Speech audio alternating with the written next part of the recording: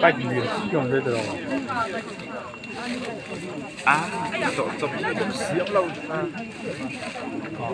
Tìm Rồi mình nó còn.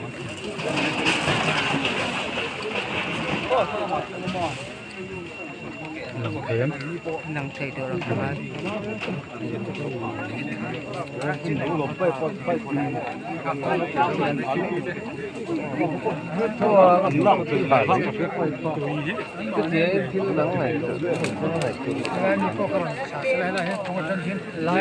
Rồi lúc mà chỗ này anh nó càng nè cả cần anh đã thể anh đó lâu anh in sạc trần pui nè anh mua trăng anh sạc thara nè anh vàng đuôi khóc mấy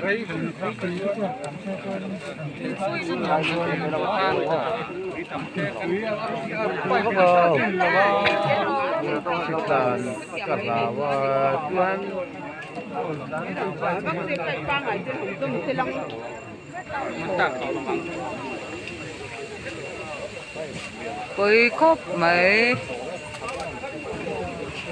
anh tặc chặt điện gió con là loại đi